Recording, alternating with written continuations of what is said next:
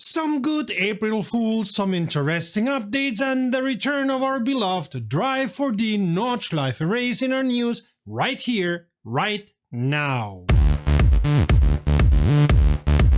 Greetings from me, you're watching WromWrom, the channel sharing the joy of sim racing and a regular news roundup, a weekly sim racing news. My name is Serta and I will be your host for this video. I gotta give it to the RaceRoom and Wreckfest team. I like their April Fool's ideas and I like the new DLC of Project Motor Racing with their GT500 and all the other updates we're showing you right away. Le Mans Ultimate version 1.3 is out, and while the last update covered the new ELMS content, this patch brings a huge wave of fixes and a massive free car. The headline edition is the Genesis GMR 001 Hypercar, which is now free for all players. This is a significant shift since the previous DLC focused news, see the link up there, and we're only going to talk about what was not included in the information last week. Beyond the free car, there are extensive visual updates for the hypercars. Many cockpits now feature track maps to help with navigation. The Porsche 963 LMDH gets specific floor model differences for 2025 teams, and the Toyota GR010 LMH adds a track map above the metal mirror. You will also notice the Van der Waal 680 finally has a fix for the glitchy driver heels showing through the car. The developers have also overhauled the car balancing with a massive list of weight penalties. The Ferrari 499P LMH gets heavier at almost every track, while the Porsche 963 LMDH loses weight at Fuji and Imola.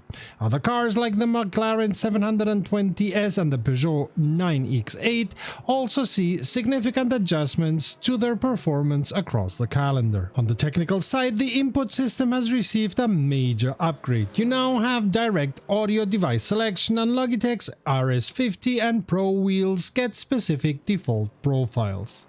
Haptic feedback is now fully supported for True Force devices, and they have reduced input latency to make the driving feel more responsive. VR performance issues from the previous cycle have also been resolved.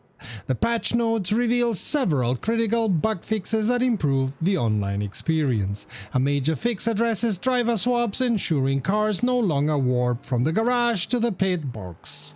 They also fixed a frustrating issue where players who crashed were placed in the wrong position in the final standings. The track limit system has been tweaked so that disqualifications only happen for single major incidents rather than accumulating points over time.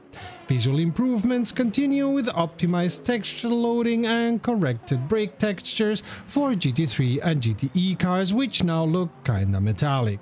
They fixed a bug where chat messages containing colons would cut off the rest of the text. That's a weird one. The HED also received fixes for triple screen setups and the damaged display, ensuring suspension damage is visible correctly. Finally, the track list has been expanded with new ELMS layouts for Imola, Spa and Portimao. The developers added a new pit building extension to Imola and fixed floating assets at Sebring and Spa. New lighting at Sebring has been toned down to reduce glare, and the Circuit de la Sarthe now has corrected road markings at turn 1. It's worth noting the phrasing regarding the loading performance. The developers state they expect gains of around 20%. This is a cautious estimate rather than a guaranteed figure. While the coherent UI switch and texture optimizations should help, the actual speed increase will depend on your specific hardware configuration. As was to be expected, many of the usage numbers drop now that the sun is starting to shine and the weather leaves the freezing temperatures in the northern hemisphere. Although there are some exceptions of note. The biggest one is Project Motor Racing, almost tripling their numbers from last month, which was easy because last month's numbers were awful. Automobilista 2 with slightly better numbers than last month, establishing itself on the level of around 800 daily drivers. Out of note too, the big drop of Assetto Corsa Evo from over 1000 to a bit over 700 users, ouch. But for the most part the numbers change around what was to be expected. Always worth noting that the overall numbers of users is about 7,000 more than last year at this time. Healthy growth by all means. RaceRoom delivered an April Fool's update for 2026 and the developers are having a blast. The star of the show is the new free car called the Shopping Cart. The devs claimed they spent way too much time on it and that the little license expires after April Fool's. This is their annual tradition of playing pranks and it is arguably the most entertaining part of the whole patch.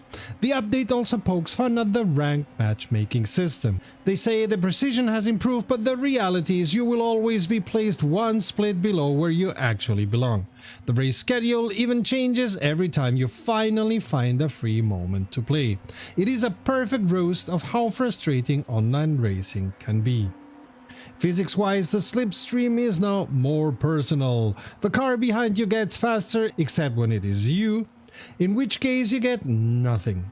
There are also some classic glitches reintroduced for the Cougar cars just to keep things interesting. The pranks get darker with a new "Are you sure?" pop-up. If you pick any track other than the Nordschleife, clicking yes will launch you right onto the Nordschleife instead. It is a very stubborn track selection.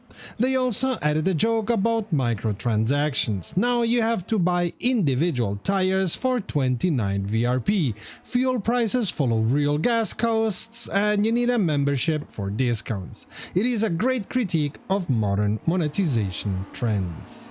Finally, if you drive a Volvo, your crew might go on fika during the race. No, it's not what you think. It's the Swedish tradition of having a concerted coffee and pastry break every day to further social contacts with your co-workers and clear your head of everyday stress.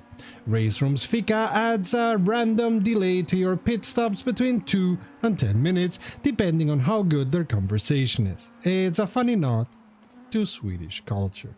This update is clearly just for fun, but it shows the developers have a great sense of humor. Enjoy the shopping cart while it lasts. Oops, too late.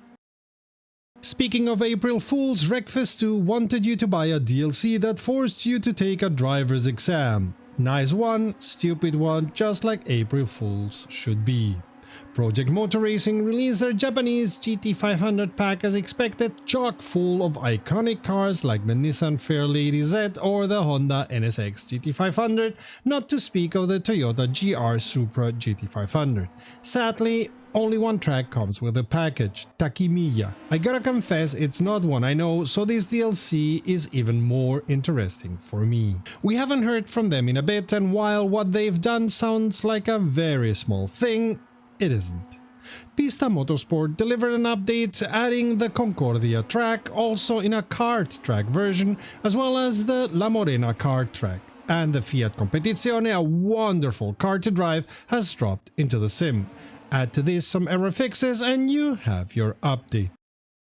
It's back! Once again, we're streaming the Drive for Dean Memorial Race, working together with the Evolution Racing Academy. Once again, we're asking for donations to Cancer Research UK. We'll have a page ready. And once again, because it was so much fun last year, teams can donate any amount of money they want just to give their opponents a hard time through penalties. Last year, this led to wonderful banter on the Discord, hilarious messages against each other or themselves from the donating teams, and especially lots of donations for Cancer Research UK, which is the most important thing. Yeah, but I have to say, buying penalties for other cars when you fuck up yourself is a good feeling. The teams will have to survive 12 hours of Nordschleife racing with a doubled up time in Assetto Corsa Competizione, so it simulates 24 hours of racing and therefore also nighttime racing on Nordschleife. Scary. It will be a multi-class race on GT3s, GT4s and M2s, and already all slots are filled up. Drivers had so much fun last year, they jumped right ahead at the opportunity to repeat the experience. Your fun will be in watching, listening to the commentary, which will include the messages anybody donating sends, and if you have some loose change you just found under the couch, we'd be very happy if you could donate it for the fight against cancer. And in case you are wondering or don't remember, Dean Hyatt was a driver in several communities competing in ACC and Automobilista 2 who was diagnosed with cancer in early 2021.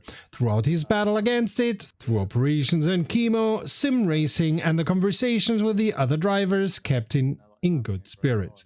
Things were looking good until they weren't. And Dean asked for a last race with his communities and asked for donations to combat cancer, which all, including us, see the link up there, happily obliged.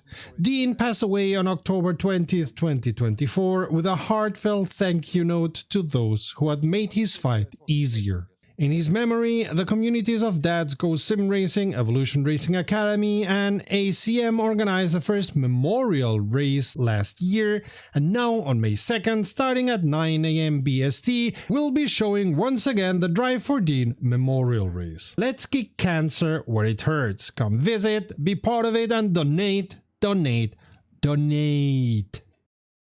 Automobilista 2 just dropped version 1695 and the developers are clearly doubling down on Formula racing. This update is the first of two major Formula-focused patches, with a second one expected in a few weeks. The goal is to beef up the car roster and improve how these classes drive and race. The headline act is the new Formula Edge class. It replaces the old single-make FV12 with a trio of models. A powerful V12 called Model 1, a twitchy but fast V10 Model 2, and a fuel-efficient V8 Model 3. There is also a new F-Hybrid Gen 1 class that brings back the torque-heavy hybrid cars from over a decade ago. These new classes are free to play. Beyond the new cars, the update introduces a high downforce configuration for many existing Formula classes. Tracks like Laguna Seca and Jerez will now automatically load these setups for higher grip. The developers have also started tweaking the physics engine in preparation for the big 1.7 update later this year. These changes focus on refining aerodynamics, suspension and tire models rather than overhauling the entire system. The changelog is packed with smaller improvements, including fixes for multiplayer lag, better NPC behavior during starts, and visual upgrades to tire smoke and shadows. A new tachometer widget has also been added to the beta HUD. While the physics tweaks and new cars are welcome, the developers explicitly state these are not major fundamental changes. They describe the work as a collection of minor refinements intended to add up over time rather than deliver a sudden, massive leap in performance. The update is live on Steam. If you need to stay on the previous version for an upcoming league race, you can switch to the beta branch in your library settings. If you enjoyed this breakdown of the new Automobilista 2 update, hit that like button and subscribe for more sim news and analysis. We'll be back soon to cover more sim racing, so don't miss out.